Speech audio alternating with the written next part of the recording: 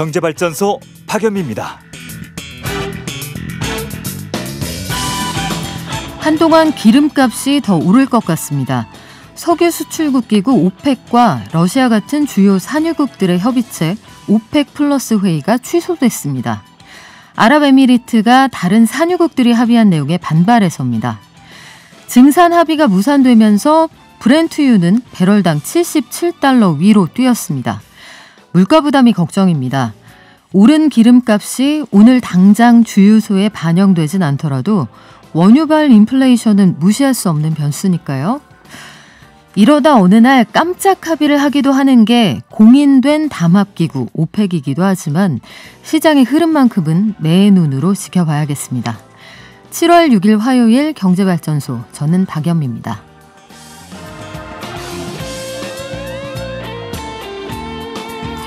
잠시 후 10분 경제에서는 중소제조기업들이 내년은 돼야 코로나19 이전 수준으로 업황이 나아질 거다 이렇게 전망하고 있다는 소식부터 오늘부터 잘못 송금한 돈 되찾아주는 반환 지원 제도가 시행된다는데 어떻게 신청하면 되는지 알려드릴게요.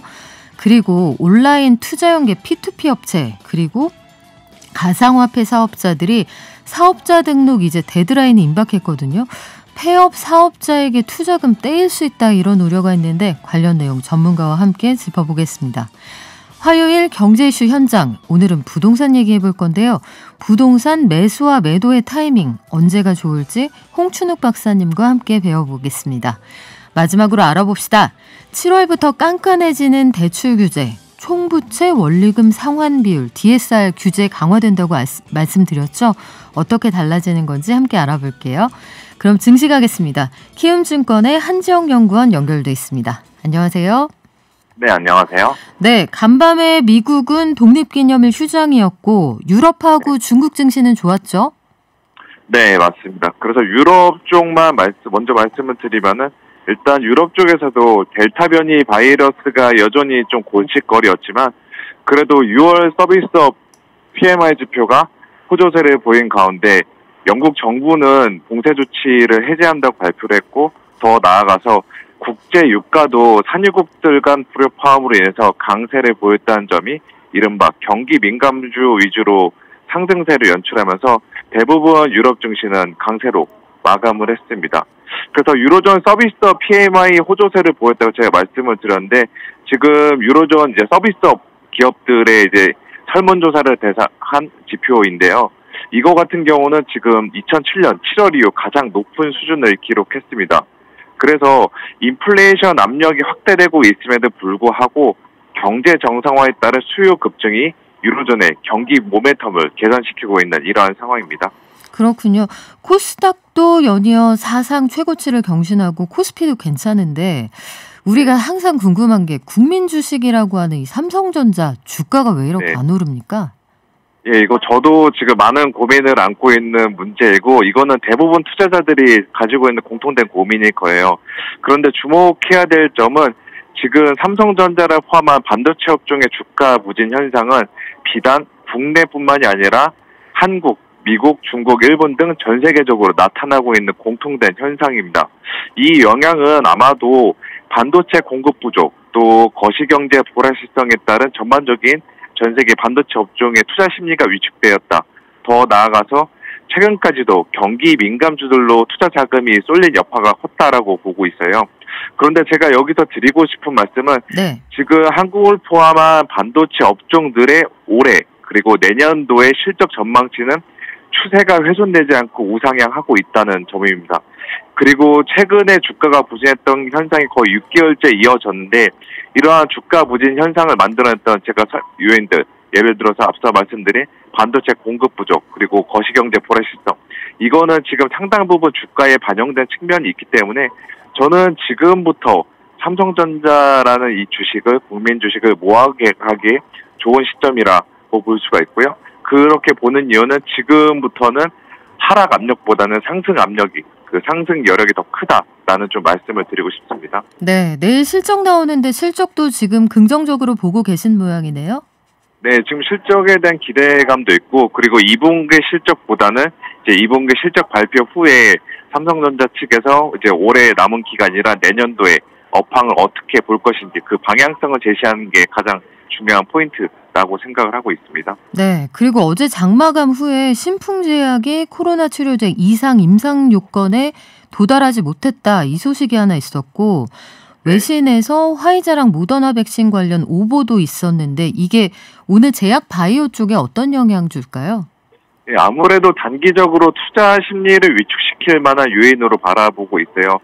그 최근에 이제 코스닥을 포함한 중소형주들이 강세를 보였던 메인 배경 중 하나는 제약 및 바이오주 강세에서 기인했었는데 이렇게 그 이른바 좀 이 관련 업종들로 악재성 뉴스 재료가 나왔다는 점은 지금 단지 제약과 바이오 업종뿐만이 아니라 전반적인 코스닥 내 중소형주 투자 심리를 단기적으로 위축시킬 가능성에 저는 유의할 필요가 있다라고 보고 있습니다. 네, 우리 증시는 어떻게 출발했습니까?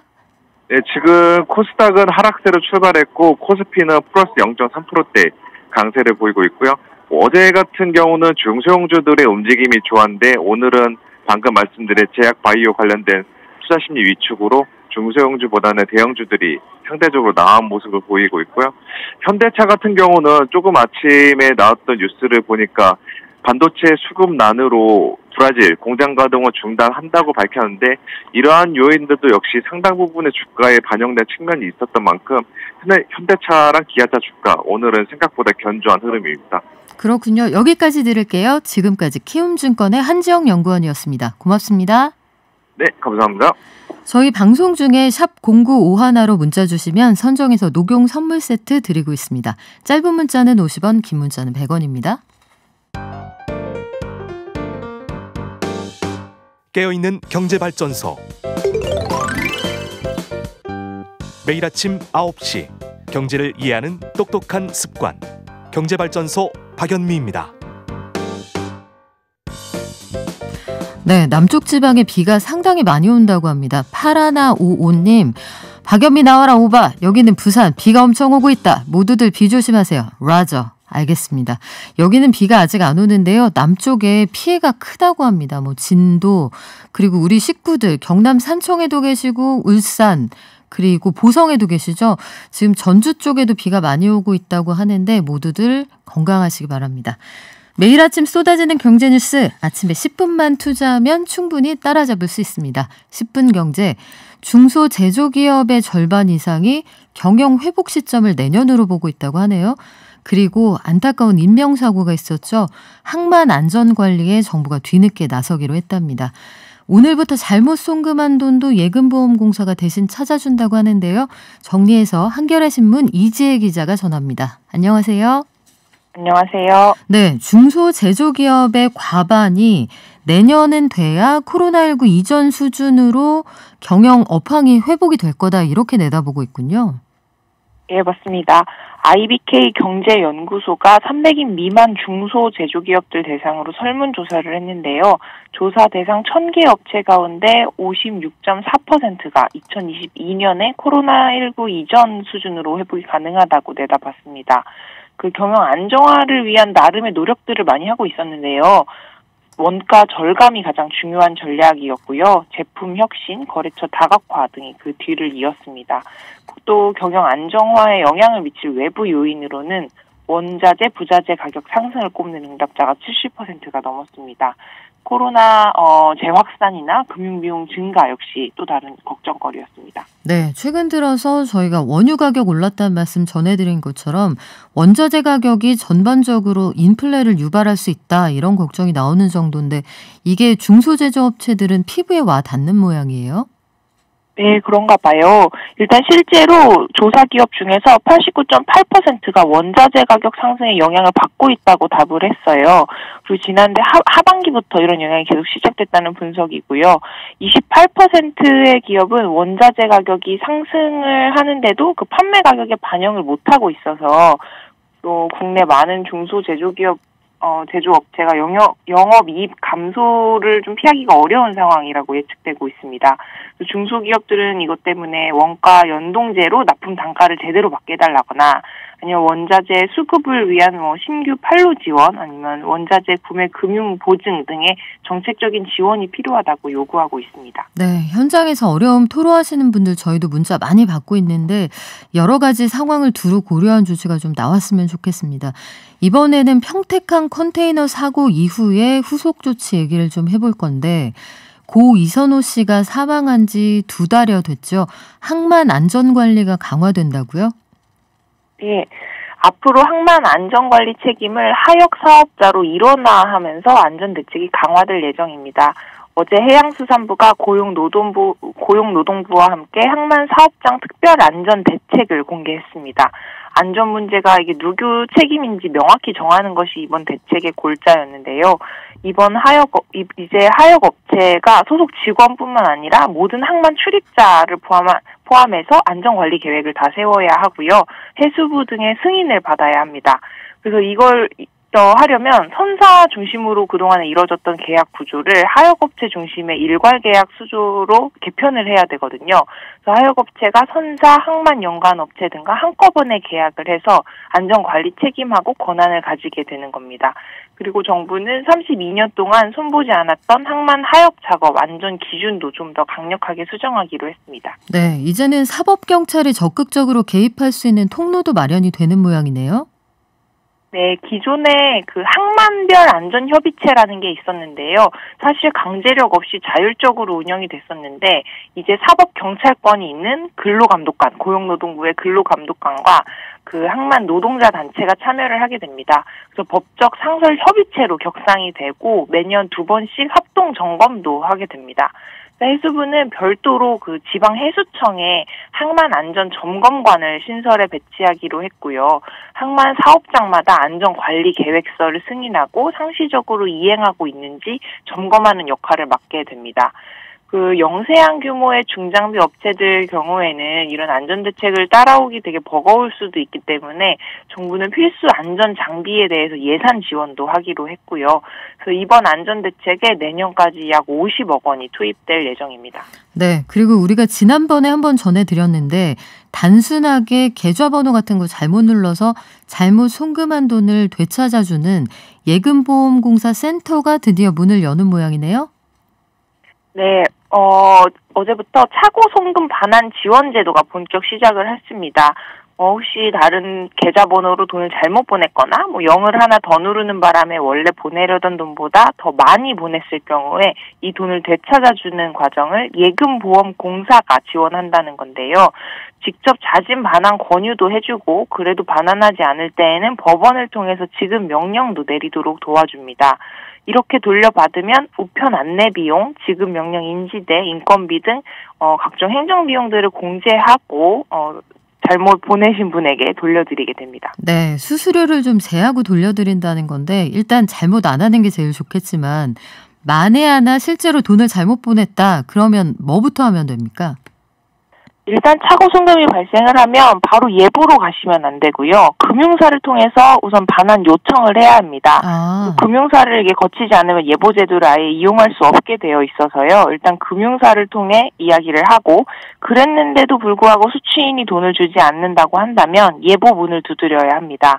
오늘부터 차고 송금 반환 지원 제도 사이트가 열리는데요. 온라인상에서 신청을 하셔도 좋고 그리고 서울 중구 예금보험공사 본사 1층에 상담 센터를 열었거든요. 그 센터를 직접 찾아가셔도 좋고요. 예보 대표 번호로 전화하면 전화 상담도 가능합니다.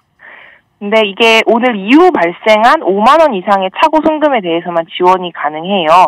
그래서 만일 잘못 보낸 돈이 5만 원 이하거나 그러면 일단 이 제도를 이용하실 수가 없고 예보에서 이야기하기로는 1,000만 원이 만약에 넘는다면 그냥 직접 반환 소송을 진행하시는 게 더 유리하다고 합니다. 네, 그렇군요.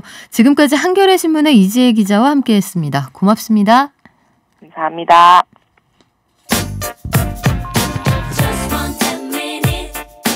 지금 여러분께서는 경제발전소를 듣고 계십니다.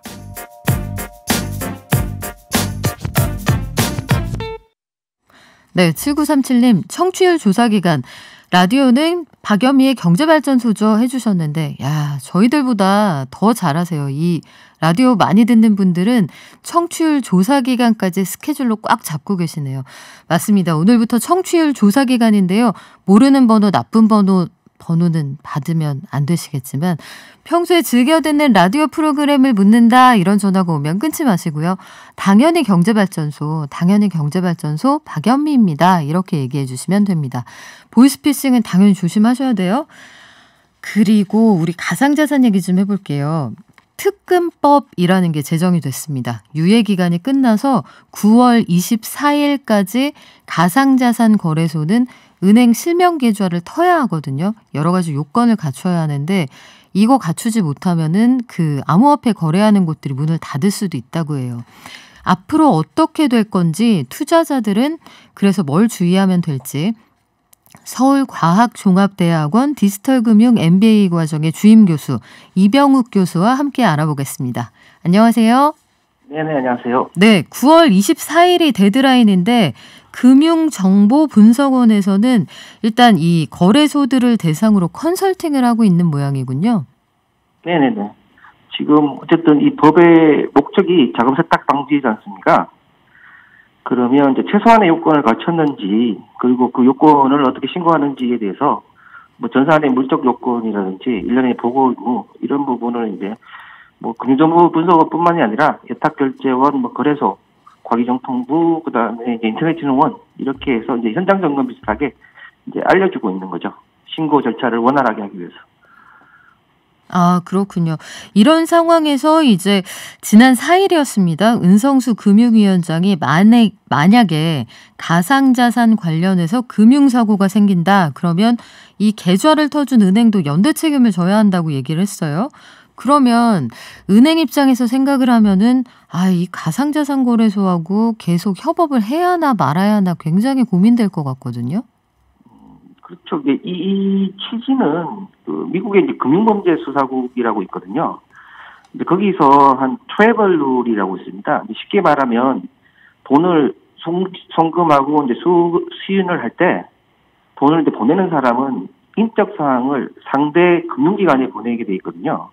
그래서 하나의 금융기관에서 다른 금융기관으로 돈을 보낼 때는 돈을 보내는 사람의 신원을 반드시 보내라라는 룰이 이제 트래블 룰이라는 건데요.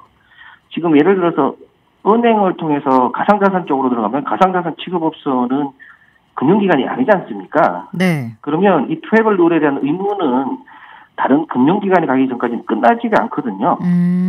그럼 계속 남아있는 거죠. 그래서 연행이 떠넘겼다기보다는 이 미국의 금융범죄수사국에 따른 취지에 따르면 당연히 같이 연대 책임을 져야 된다고 해석할 수 있는 여지가 있는 거죠. 이제 그 취지에서 말씀하신 거로 보면 됩니다. 그러니까 완전히 다른 네. 금융기관에 가기 전까지는 계속 남아있는 거예요.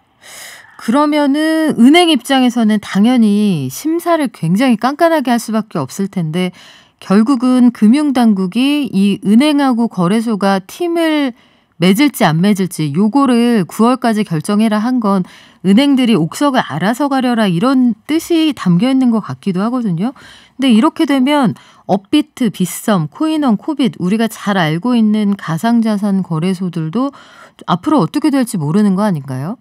그렇죠. 이제 자금 세탁 위험이 어떻게 이제 나타날지는 아직 아무도 모르고요. 지금 이제 가상자산에 대한 거래가 활성화된 게 몇 년 되지 않았지 않습니까? 그래서 어떤 다양한 형태의 이 자금 세탁이 일어날지 모르는데 문제는 자금 세탁이 한번 일어나면 벌금이 장난이 아니거든요. 2014년 같은 경우에 이제 BNP 파리바라는 프랑스 회사는 무려 10조 원의 벌금을 문 적도 있어요. 10조 원을 벌금으로 냈다고요? 네네네. 뭐 스탠다드 차트도 그 다음에 1조 원을 물었고, 그러니까 이게 이제 여기 관련된 벌금이 워낙 많다 보니까 결국 이제 은행이 가상자산에 계좌를 켜줌으로써 얻게 되는 이익이랑 이제 가능한 나중에 리스크를 서로 생각해야 되는데 이건 당연히 은행에서 스스로 결정을 해야 되겠죠. 자기가 이익을 벌 건지 아니면 리스크를 감내할 수 있을지는 이제 행정력을 투입하는 게 아니라 당연히 은행이 스스로 해야 된다는 게 맞겠죠. 네. 그래요. 그러면 그렇지 않아도 이제 9월 24일 이후에는 암호화폐 거래하는 이런 가상자산 거래소들이 줄폐업할 수 있다 이런 걱정들이 있었는데 은행권에서는 이렇게 여러 가지 우려가 된다 하면 실명기유자 발급에 난색을 표하고 있는 상황이잖아요. 투자자들이 조금 더 주의해야 되는 상황은 분명해 보이네요. 네네네. 어쨌든 투자라는 게 본인이 이제 위험을 감수해야 되는 건데, 감수해야 되는 위험 여러 가지 중에 이왕이면 더 안전한 곳에 투자해야 되는 것도 본인의 책임이라고 보이고요. 이미 이제 매스컴이나 여러 곳을 통해서 그나마 이 네 군데는 그나마 이제 규모도 있고 전산시설, 그러니까 물적 요건을 갖췄다고 알려져 있지 않습니까? 가급적 이 큰 쪽으로 오셔야 되는데 대부분은 좀 더 큰 변동성이 있는 소위 말하는 잡코인들이 더 많은 쪽으로 가시니까 위험을 더 감내하고 계시는 거거든요. 하루라도 빨리 이 4대 쪽으로 오시는 게 좀 더 안전하다고 그렇게 보입니다. 네, 투자자들도 미리미리 자산을 좀 포트폴리오 관련해서 고민을 해보셔야 될 것 같은데 네네네. 이런 주장도 있어요. 금융당국이 결국은 직접 손에 피를 묻히고 싶지 않아서 은행에게 가상자산 거래소의 옥석가리기를 떠넘겼다. 그런데 반면에 정치권에서는 또 2030 세대들의 투자하고 싶은 그 마음을 또 어루만져야 하는 그런 고민이 있기 때문에 양쪽에 박자가 스텝이 안 맞는다 이런 주장도 있거든요. 예를 들면 주식시장처럼 사회적 가치가 명확한 거는 행정력을 투입하는 게 당연한 것 같고요. 국가 행정력을. 근데 이제 지금 가상자산은 아직 사회적 가치가 있는지 없는지에 대한 논의 중인 거고 여기에 그냥 자금 세탁을 방지하거나 투자자 보호를 하자는 거지 않습니까? 그럼 이익 당사자들이 하는 게 맞다고 보이고요. 행정력을 낭비해야 되면 행정을 투입해야 될 만한 사회적 가치를 먼저 알아야 되는데 그 부분이 없다는 점이고요. 그래서 이제 이익 당사자가 하는 게 맞다고 보고 2030도 보면 1,400만 명이나 되시거든요. 네. 그중에 코인 하시는 분은 200~300만 명밖에 안 돼요. 그러면 대다수는 코인을 안 하시는데 정치권에서는 그 이유를 명확하게 잘 파악을 하셔야 된다고 봅니다. 예. 네, 앞으로 투자는 본인의 책임이라는 거 꼭 기억하시고요. 자산을 어떻게 안전하게 보호할지 스스로 고민하는 그런 시점이 도래하고 있다. 요거는 꼭 기억하셔야겠습니다. 지금까지 이병욱 서울과학종합대학원 디지털금융 MBA 과정의 주임 교수님이었습니다. 고맙습니다. 네, 고맙습니다. 네.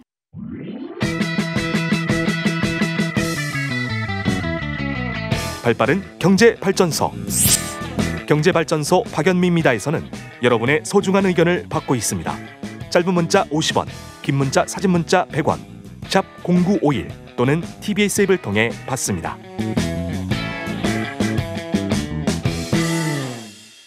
네, 모두들 기다린 출첵 타임입니다. 오늘의 1등 선물요정님 출첵합니다. 반갑습니다. 오늘 처음 오셨죠? 오늘부터 1일이네요. 핑크로보님 어제에 이어서 2등. 7937님 청취율 조사는 제가 아까 읽어드렸죠? 살들의 추억님 안녕하세요 박소장님. 크로드 518님 1등 놓쳤다 하셨는데요. 괜찮아요. 항상 5등 안에 들고 있습니다. 우리 학교 다닐 때 5등 안에 들기가 얼마나 힘들었어요. 그리고 2877님 국두건 둘째 기말고사 중인데 응원 부탁드려요. 이두희 성적 그리 중요하지 않아. 건강하게만 자라다오. 사랑한다. 진짜? 자, 그 사이에 손님 오셨습니다. 전세 가격 많이 올랐다는 얘기 말씀드렸고요. 어제 서울 전국이네요. 전국 상반기 집값 상승률이 작년 한 해보다 더 높아졌다. 이 말씀 전해드렸는데 그래서 실수요자들은 지금 집을 사야 되나 말아야 되나. 앞으로는 가격이 어떻게 될 건가. 이게 제일 궁금하시잖아요. 오늘은 이분께 부동산에 관한 조언을 구할까 합니다.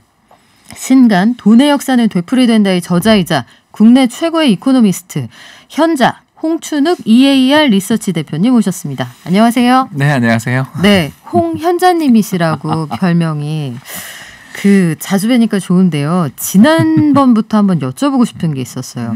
이번 책 제목이 돈의 역사는 되풀이된다 이거잖아요. 그러면 2021년은 언제의 역사를 되풀이하는 시간입니까? 주식이랑 부동산이 좀 다른데 주식은 2000년 정보통신 붐하고 굉장히 닮았습니다. 2000년? 네, 그때 코스닥 지수가 3000포인트 갔었던 때죠. 지금 1000포인트입니다. 그때가 한참 벤처붐 불고 그럴 때니까요. 예를 들어서 세롬이라든가. 저는 그 세롬 기술을 아직도 가지고 있답니다. 이름이 바뀌었죠. 네. 이름이 바뀌었죠. 가지고 있다기보다 그냥 어쩔 수 없게 된 그런 상황인데 그때랑 지금이랑 주식시장이 어떤 면에서 구체적으로 유사합니까? 회전율. 주식이 얼마나 시가총액 대비 거래가 많이 되느냐. 한마디로 말해서 상장된 주식이 주인이 얼마 많이 바뀌냐? 이걸 이제 조사한 걸 회전율인데 2000년 8번 바뀌었거든요. 그런데 2020년에 개인 매매만 4번을 바꿀 수 있었습니다. 와. 그러니까 한 해 우리나라 1년 GDP가 2천조 원이 조금 안 되는데 네. 개미들의 매매가 8,600조였습니다. 우리나라 개미가 유독 굉장히 그 역동적입니까? 아니면 이게 전 세계적으로 나타난 현상입니까? 신흥국은 다 똑같아요. 중국은 더 하더군요. 중국도 네, 만만치가 않은 거긴 상황이다. 부추 청년이라고 스스로를 부르고 있습니다. 부추 청년. 그러니까 부추라는 게 잘라내도 또 나오잖아요. 쑥쑥 자라죠. 예, 그리고 또 좀 발표도 오히려 또 잘 자랄 때도 있고 그렇게 자기들이 어떻게 보면 이제 세력들에게 시장에 존재하는 여러 세력들, 기관 투자자도 있고 외국인도 있고 또 우리가 이야기하는 그 세력들도 있을 텐데 세력에 밟히지만 우린 다시 일어난다 이런 뜻으로 쓰시는 것 같더라고요. 전 세계적인 현상이군요. 미국에도 로빈 후더들이 있지 않습니까? 맞습니다. 그래서 주식은 2000년도를 많이 닮았다라고 말씀을 하셨는데 그때도 많이 닮아 있었지만 그 벤처붐이 일다가 무너지는 회사도 많았고요. 맞습니다. 그리고 2년, 3년 뒤에 그 LG카드 사태가 또 벌어진단 말이죠. 해서 증시가 한번 확 무너지는 때가 있었는데 요즘 주식시장도 축제 분위기 같기는 한데 이게 전야제인지 축제의 마지막 피날레인지 굉장히 헷갈려요. 이럴 때는 어떻게 대응하는 게 좋습니까? 예, 저는 한국 주식만 너무 사랑하지 않았으면 좋겠어요. 큰 그림 보자. 예, 그러니까 어떤 종목에 관심을 갖고 애정을 가지고 또 그 종목에 대해서 안 좋게 이야기하는 사람들에게 화나는 거 뭐 다 똑같죠. 저 역시 제가 들고 있는 종목이 한 2종목이 있는데 네. 한국 주식에서는 이제 2종목을 들고 있는데 그 2종목에 대해서 어떤 분이 좀 비판을 가하시면 괜히 화가 나고 또 제가 어떤 전자회사 주식을 들고 있는데 그 회사에서 만든 제품이 이게 뭐야 이러면 화가 납니다. 이게 이제 왜 그러냐면 커미트먼트라고 몰입돼서 그렇거든요. 그렇죠. 아이를 키워본 부모님들이면 다 이해하실 텐데 어릴 때 보면 와, 제 아이가 천재 같잖아요. 그렇죠. 보통 하는 착각이 우리 애는 안 때려요. 우리 개는 안 물어요. 네, 그리고 또 우리 애는 공부를 안 해서 그렇지 머리는 똑똑해요. 뭐 이런 여러 가지 콤보들이 있습니다. 그렇죠. 아무튼 저희가 어려서부터 이렇게 기저귀부터 시작해서 이렇게 갈아치우면서 열심히 키우다 보니까 자주 보고 거기다 사랑을 투사하면 거기에 애정에 빠져버리는 거죠. 그래서 제 가치를 볼 수가 없어요. 그러다 이제 대학 입학할 때 이럴 때 이제 멘붕 하잖아요. 그런 것처럼 제가 대학교 다니는 학부모로서 제가 편하게 말씀을 드리는데 기대 수준을 낮출수록 가정의 행복은 커진다. 이렇게 말씀을 드릴 수가 있고요. 조금 더 이야기하자면 이제 그러다 보니까 주식이 왜 우리가 고평가됐다 싶을 때 왜 못 빠져나오냐면 더 좋아 보이거든요. 사랑하니까. 네, 그렇습니다. 그래서 이럴 때 제가 드리는 말씀이 우리나라 3,300 넘어가고 사상 최고치 경신하는 강세 행진 볼 거다 저도 동의한다. 그러나 잔치의 끝이 없는 잔치가 없다. 그런 시기가 항상 오더라. 또 아까 제가 2000년 이야기했지만 98년, 99년, 2000년까지 그렇게 올라갈 때는 종합주가지수 280포인트가 1000포인트 같거든요. 이건 4배 올랐잖아요. 그 정도로 올라갈 때 누구나 다 오른다 그럴 때가 만장일치가 벌어질 때가 제일 무섭거든요. 그런 면에서 저는 주식에 투자를 하는 것도 참 좋지만 그것도 우리나라 주식만 사랑하지 말자. 특히 우리나라 주식에 비해서 상대적으로 선택의 폭이 넓은 선진국 시장에 대해서 한번 투자를 해보는 게 어떠냐. 특히 달러를 보유하고 있으면 이게 환차익도 생기잖아요. 2020년 3월을 우리가 회상해 보면 종합주가지수 1450포인트까지 갈 때 그날 환율이 1297원이었어요. 와. 그러니까 우리나라 주가랑 환율은 반대로 움직인다라는 걸 인정하시면 돼요. 그럼 편합니다. 그러니까 우리 경제 좋을 때 우리 한국 주식에 투자하는 게 최고죠. 근데 우리 예상이 조금 빗나갈 수도 있고 믿었던 아기가 공부를 조금 게을리할 수도 있고 또는 학교에서 친구들하고 사이가 안 좋을 수도 있을 때 저희가 거기에 대해서 약간의 대비를 하고 있다면 멘붕하지 않고 또 우리 애는 잘못 없어요라고 막 외치지 않을 수 있잖아요. 그런 것처럼 그런 학부모의 심정처럼 자신의 아이를 이렇게 객관적인 눈으로 볼 수 있기 위해서는 다른 사람도 좀 봐야 되고 카운셀링도 받아야 된다고 우리가 이야기하는 것처럼 다른 나라 자산에 대해서도 투자해보고 이 나라 자산 이 나라 주식에 비해서 우리나라 주식이 어떤가 이런 비교는 처음에는 좀 힘든데 하다 보면 이 회사는 세계 최고의 예를 들어서 신약을 갖고 있고 어마어마한 다이어트 약을 만들었다. 그럼 무조건 사야겠네요. 그렇죠. 네, 그러니까 이런 회사들이 있거든요. 그러니까 이런 회사들이 전 세계에 어마어마하게 많은데 꼭 우리나라에 있는 예를 들어서 회사만 사야 되는가? 또는 애플이 있는데 삼성전자는 어떤가? 그러니까 이러면 삼성전자 주가가 최근에 조금 힘들었던 이유도 어느 정도 또 이해가 되는 부분도 있고 또 희망을 가질 수 있는 부분도 있고 네. AMD 주가가 요새 잘 가니까 야 삼성전자 잘 갈 수도 있겠구나. 이렇게 좀 평가를 하기 위해서는 다른 나라의 기업들도 관심을 가지는 분산하는 마음을 가지면 좋을 텐데 참 그게 처음엔 어렵더군요. 역시 경제는 단체 생활이고 혼자 잘하거나 개인기만 가지고는 안 된다 이런 생각도 참 드는데 부동산 시장도 마찬가지예요. 이게 우리에게 가장 큰 숙제이자 죽을 때까지 가질 수 있는 거의 가장 큰 자산이지 않습니까? 대다수의 네, 서민들이. 맞습니다. 올해 부동산 시장은 이상 과열 현상이라는 게 정부의 진단이에요. 그리고 꾸준히 경계심을 고취하려고 노력을 하나 계속해서 시장으로 사람들은 몰려들고 계속 신고가가 나온단 말이죠. 이거는 과거에 어느 때하고 비슷합니까? 2006년에서 8년 사이. 2006년에서 8년 사이면 세계 금융위기가 터지기 직전이네요. 네. 그리고 우리나라 부동산 시장에 역사적인 거품이 형성됐던 시기입니다. 왜 그때 역사적 거품이 형성됐냐 하면 두 가지였는데요. 첫 번째는 우리 박 소장님 정말 이야기 잘하셨잖아요. 2002년 카드 사태가 있었어요. 네. 그래서 500만 신용불량자 시대를 맞아서 내수 경기가 완전히 망가져 버렸어요. 그 과정에서 정부 정책 금리를 계속 인하해 줄 수밖에 없었어요. 그러니 경기를 부양하고 신용불량자가 되신 분들을 구제하기 위해서 금리를 낮추고 돈을 풀었더니 그 돈이 주식도 주식이지만 주식으로 돈이 몰려든 건 2007년이고 사실은 2004, 5, 6년부터 부동산으로. 두 번째, 2005년, 6년부터 우리 정부가 적극적으로 이기 신도시를 확대하기 시작했습니다. 그래서 분당, 천당 위의 분당 이런 얘기가 그때 그 분당 있었죠. 바로 옆에 네. 이제 판교가 그때. 네. 지금 이제 입주하는 검단도 그때 발표됐죠. 그래서 이기 신도시 발표가 또 그때 있었는데 안타깝게도 그런 신도시의 착공이 오히려 어떻게 보면 더 토지 보상금을 기억나시죠? 시중에 돈이 확 풀리는 시기였죠. 예, 그러면서 네. 이제 2006년, 7년, 8년으로 가면서 부동산 시장이 이러다 꺾이겠지 했지만 2006년은 강남 고점, 네. 그러니까 실질 가격 기준입니다. 인플레를 감안한. 그리고 서울 고점은 2008년, 그리고 전국 고점은 2010년이라는. 그러니까 무너질 듯 무너지지 않는. 결국 그러다가 2010년대 초반 그 보금자리 주택들 네. 입주가 되고 시작되면서 거기에 우리 2010년 김중수 총재 혹시 기억나시는지 모르겠어요. 한국은행의 그 굉장히 네. 잘 알려져 있는 총재죠. 예, 그분이 네. 그때 정책 금리를 2%에서 3.25까지 경제에 그때 특히 그 저축은행 사태가 발생하고 있는데도 불구하고 금리를 그렇게 올리며 이제 하우스푸어 사태로 연결됐죠. 네. 이제 이번은 언제냐? 어떤 분이 물으시면 2006년이냐 8년이냐 10년이냐 물으시면 10년 쪽은 아닌 것 같고 6년에 좀 가까운 게 아닌가 싶은 좀 그런 걱정스러운 국면입니다. 네, 지금 고점으로 가는데 꺾이기 직전에 전조가 슬슬 나타날 수도 있다 이런 말씀으로 제가 이해를 했는데 어제 저희가 잠깐 전해드렸습니다만 올해 상반기 수도권의 아파트 가격이 무려 13%나 올랐다고 합니다. 집값이 13% 올랐다 이거는 어마어마한 숫자거든요. 단위가 다르기 때문에. 그런데 잠깐 주춤하는 듯했던 2030의 패닉 바잉이 되살아나고 있다. 이런 소식이 또 있어요.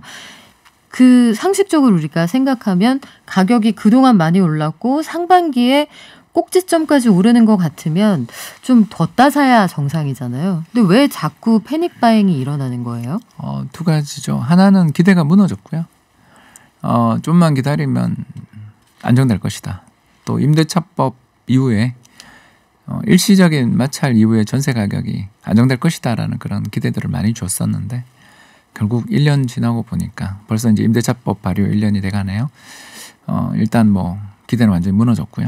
두 번째가 이제 더 문제가 주식에서 돈 번 분들도 많고 그리고 한국은행이 금리는 인상하겠다고 그러지만 뭐 인상해봐야 김중수 총재 시절처럼 정말 125bp 1.25%씩 그렇게 올릴 것이냐 쉽지 않잖아요. 왜냐하면 작년 올해 사이에 졸업한 학생들이 60만 명 이상이 학교 문을 나섰었는데 그분들 중 지금 얼마 취직하고 있는가.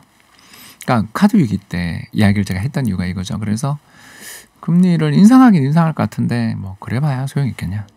그러니까 이 가격이 뭐 끝없이 오르고 있다라는 거에 전세 가격은 그걸 또 에너지를 더욱더 공급해 주는 데다가 금리까지 낮아지고 이번에 또 가격 수준이 좀 낮은 분들에 대한 대출은 오히려 완화된 면도 있고 이런 여러 가지 요인들이 부동산 시장에 대한 패닉 바잉을 불러서 뭐 거의 최근에는 2030 세대가 전체 매수의 40% 차지했다는 뉴스까지 접할 수 있으니까 이거 정말 무시무시한 국면입니다. 그래도 이런 생각은 들어요. 이 수요가 늘어서 그래요. 가격이 올랐다고 치는데 이번 달부터는 돈 꾸기가 더 어려워진단 말이죠. 금리는 역사적인 최저치까지 내려갔다고 하지만 이제는 가계대출에다가 개인별로 총부채 원리금 상환 비율, 이 DSR 한도 규제까지 적용됩니다. 이거는 뭐 카드 쓴 거, 마이너스 통장 쓴 거 이걸 다 합쳐서 대출을 해줄지 말지 요 한도를 정한다는 건데 돈을 안 꿔주면 부동산 시장 열기도 좀 가라앉는 거 아닌가요? 예, 그래서 지금 풍선 효과가 생기고 있죠. 예, 최근에 그냥 이제 KB 부동산 시세로 지난해 연말부터 올해 6월까지, 그러니까 딱 6개월이죠. 반년 동안에 서울 아파트 가격 상승률이 8% 정도인데 전국 아파트가 10%. 와.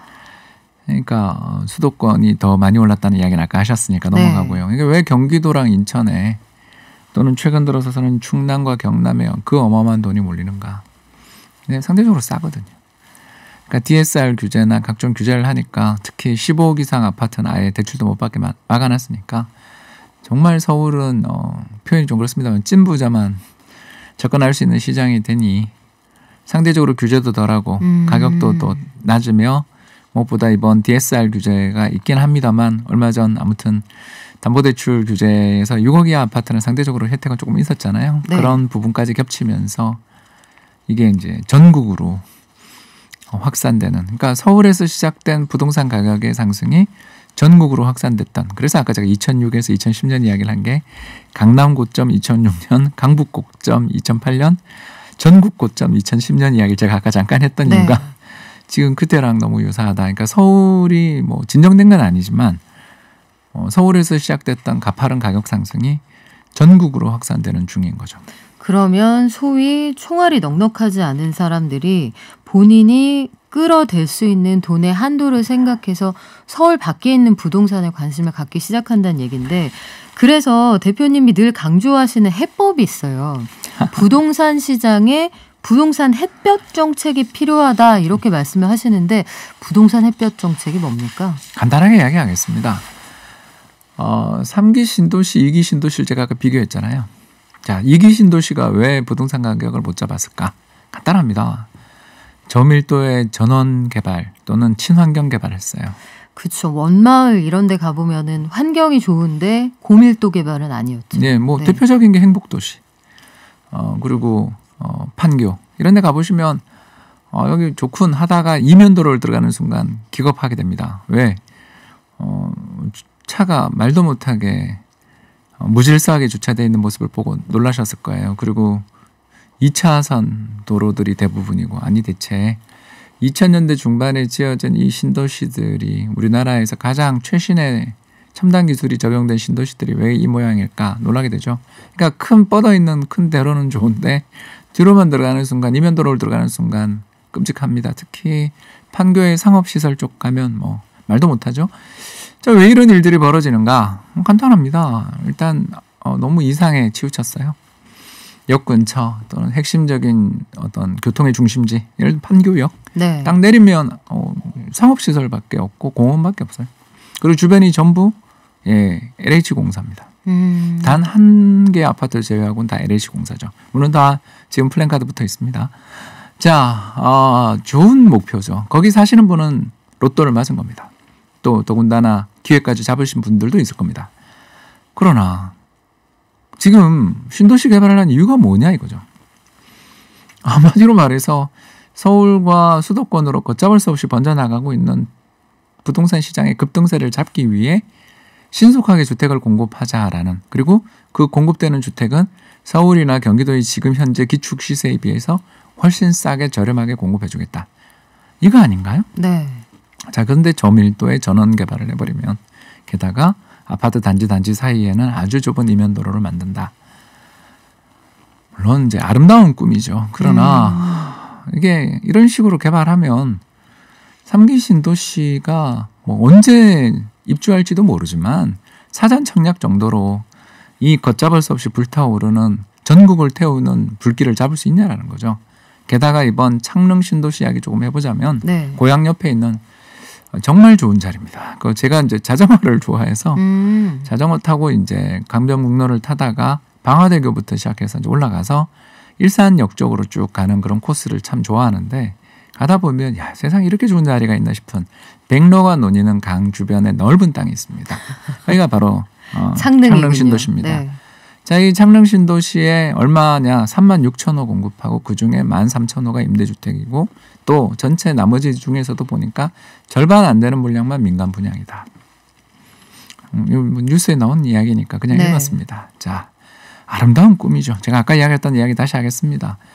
그 넓은 좋은 자리에 거기 뭐 공항에 있는 것도 아니고, 판교야 공항 때문에 어쩔 수 없었다 쳐도 거기에 편하게 이야기하겠습니다.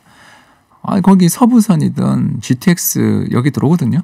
자, 그 역 주변 걸어서 도보로 15분 정도 가는 거리에 한 10만 호 공급하면 안 되냐는 거죠. 그리고 그 주변에 호수공원이나 아까 이야기했던 창릉천 있는 주변을 수변공원 만들어서 아름다운 경관은 보존하자. 대신 역에서 좀 약간 남자 걸음을 빠르게 걸으면 20분, 15분 정도 안쪽에 고밀도의 수십 층에 달하는, 뭐 저는 35층, 50층 이런 게 뭐가 필요한지 모르겠고요. 신속하게. 왜? 땅은 이미 이제 택지 개발은 네. 다 완료됐어요. 그러면 거기에 우리나라 건설사들한테 인센티브 주고 하면 신속하게 올릴 수 있고요. 또 더 나가서 그걸 올리면서 정부의 재정을 투입합시다. 해서 예를 들어 평당 1,500만 원. 왜냐하면 그 바로 네. 서울 옆에 있는 이번에 새로 분양하는 단지들, 아파트들 보시면 알겠지만 그 민간 분양이면 2천만 원 중후반, 그리고 정부가 했을 때는 1,000만 원대 나왔었어요. 덕은지구입니다. 그러니까 이런 여러 가지 향동지구도 그렇고 네. 이런 걸 감안하면 정부가 아까 이야기한 것처럼 좁은 땅이지만 높게 지어버리고 신속하게 정부가 재정을 투입하면 거기 예를 들어서 30층, 50층 못 짓냐 이거죠. 그러면 거기다 평당 1,500만 원에 이거는 또 청약 가점으로만 100% 하는 게 아니라 네. 좀 일부 추첨도 하겠다. 여기는 지금 현재 부동산 시장이 너무나 급하니까. 네. 지금 뭐 부동산 가점제로 하니까 10억 로또가 속출하잖아요. 이번에 위례도 10억 로또 네. 나온다 그러죠. 그러니까 이건 뭐 나이 50 될 때까지 부양가족 4명 데리고 20평대를 들어간다라는 게, 그러면서 또 요새 최근에 대출도 안 되는데 7억 8억을 한 번에 낼 수 있는 사람들이라는 게, 그러니까 가점제라는 게 무슨 의미를 가지고 있는가. 그러니까 정말 좋은 의도로 만들었으나 나쁜 결과를 가져왔다면 빨리 고치자. 적어도 네. 그걸 서울 시내에서 하는 게 너무 지금 가점을 기다리고 있는 사람들이 문제된다면 아까 이야기한 고양 창릉이나 인천 계양이나 아니면 왕숙에서 대규모로 역 주변에 아주 좋은 자리들이 있거든요. 역 주변에 신속하게, 뭐 계양은 그렇게 높게 못 네. 지을 수도 있다고 생각합니다만 왕숙이나 창릉은 충분히 가능하잖아요. 교산도 좀 어려운 면은 있습니다만 아무튼 우리나라 3기 신도시에서 강북 쪽에 있는 그런 신도시들에게 이제 대규모 착공과 그리고 도어투도어로 아무튼 서울에 있는 핵심 일자리 중심지에 1시간 안쪽에, 그러니까 문을 열고 나가서 딱 회사에 들어가서 자리에 앉았을 때 한 50분, 40분 정도 걸리는 자리에 수십만 호를 값싸게 공급해 주는데도 지금 패닉 바잉 하겠냐 이거죠. 그래요. 결국 이게 원하는 사람은 많은데 공급이 안 돼서 다들 애가 타는 상황이면 홍남기 부총리가 이야기했던 것처럼 공급 쇼크 수준의 공급이 이루어진다. 결국은 이게 가장 간단한 답이라는 생각도 드는데요. 현장의 목소리 전해드리는 경제쇼 현장. 오늘은 홍춘욱 박사님과 함께했습니다. 고맙습니다. 감사합니다. 깊이 있는 경제 발전소. 시민과 함께 공부하는 경제 시사 프로그램 경제발전소 박연미입니다. 네, 0587님. 창문 넘은 노인님. 엄마, 나는 출첵 왜 안 불러줘? 후순이라 그런 거야. 아니, 불러드릴게요. 오늘도 와서 반가워요. 윤세호님도 반갑고요. 오늘 나는 왜 안 불러줘요 하는 분들 굉장히 많으셨는데, 오늘 좀 차게 굴어볼까 이런 생각을 한번 해봅니다. 자, 그 사이에 손님 오셨네요. 송승섭 아시아경제기자 오셨습니다. 안녕하세요. 네, 안녕하세요. 네, 우리 7월부터 대출 규제 깐깐해진다는 얘기 해볼 건데, DSR. 방금 잠깐 말씀을 드렸거든요. 네. 일단 DSR이 뭔지부터 설명을 좀 해주세요. 네, 말씀하셨던 것처럼 금융당국이 대출 규제를 더 옥죄는 정책을 이번 달부터 시행을 했습니다. DSR의 이름을 먼저 말씀드리면 총부채 원리금 상환 비율이라는 뜻인데요. 쉽게 말씀드리면 대출을 받으려는 사람의 상환 능력을 판단하는 지표입니다. 가령 1년 동안 벌어들이는 소득 중에 갚아야 할 원금과 이자가 모두 얼마나 되는지를 비율로 나타낸 건데요. 예를 들어서 만약 제 연봉이 1억 원이다. 네. 그런데 제가 부럽다. 1년 동안 그랬으면 좋겠어요. 그런데 제가 1년 동안 원금과 이자를 갚는데 5천만 원을 썼다. 네. 그러면 DSR이 50%가 되는 겁니다. 그러면 DSR 규제가 50%인 나라에 살고 있다면 저는 제 소득을 늘리지 않는 이상 더 이상 대출을 받지 못하는 겁니다.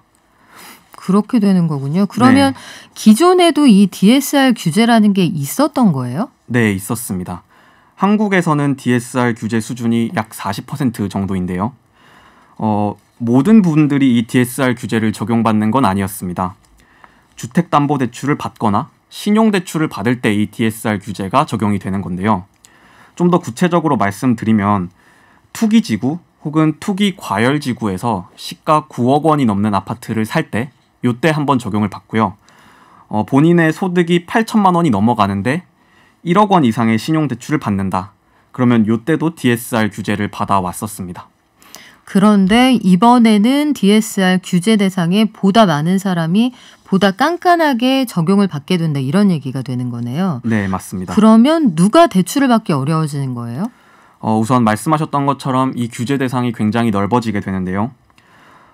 기존에는 투기지구 혹은 투기과열지구에서만 이 DSR을 적용을 했었잖아요. 네. 그런데 이제는 조정 대상 지역을 포함해서 모든 규제 지역에서 이 DSR 40% 규제가 시행되게 됩니다.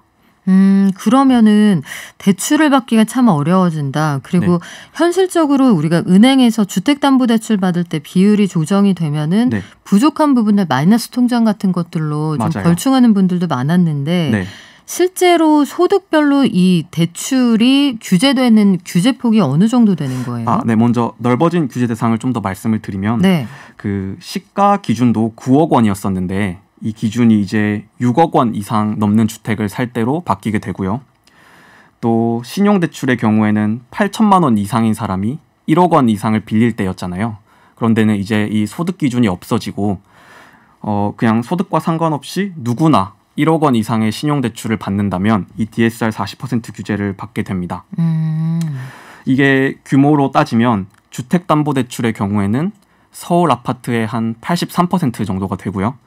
신용대출의 경우에는 약 28% 전체 대출자의 숫자로 따지면 한 560만 명에서 580만 명 정도가 해당한다고 볼 수 있습니다. 실제로 대출을 얼마나 못 받게 되는가, 이게 이제 청취자분들께서 가장 궁금해하시는 내용이잖아요. 그런데 각종 금융기관과 당국에서 이 시뮬레이션을 자체적으로 돌렸다고 해요.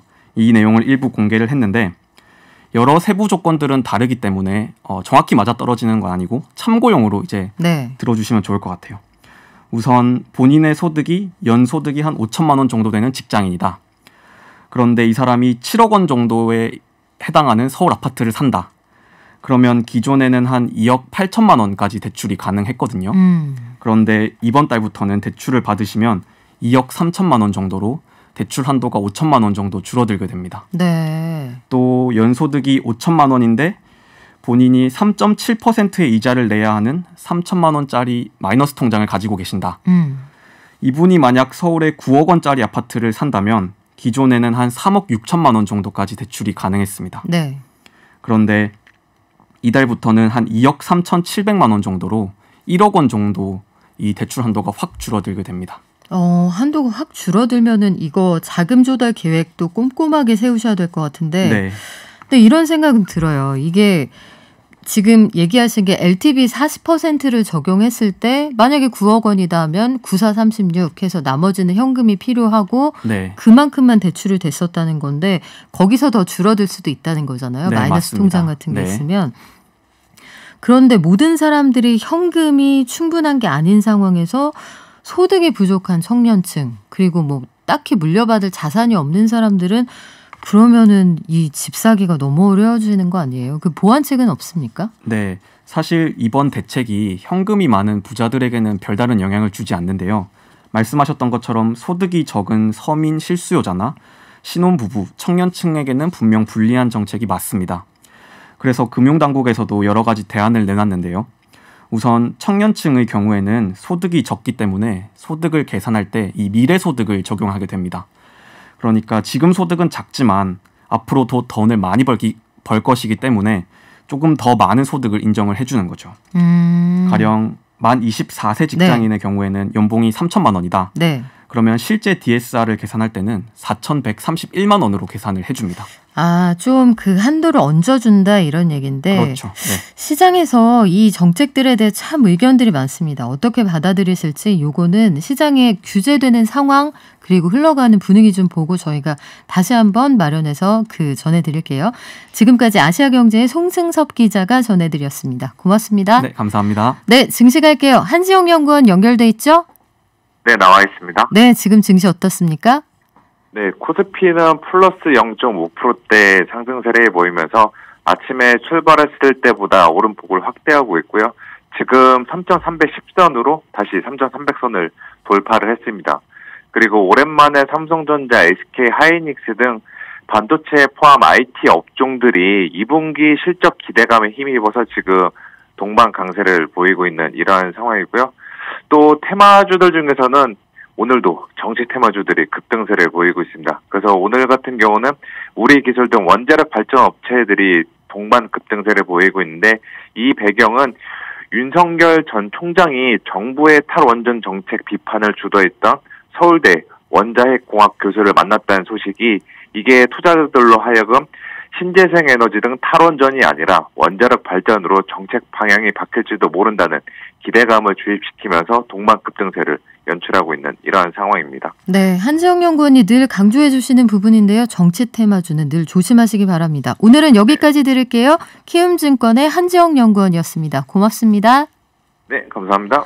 네, 깐종마늘님, 발전, 기름값 오르는 건 엘리베이터 내리는 건 계단, 요거는 세금 때문에 그렇습니다. 만약에 세금이 빠진다, 유류세가 없다 하면 사실 이론적으로는 우리가 마시는 생수보다 리터당 기름값이 싸야 되거든요.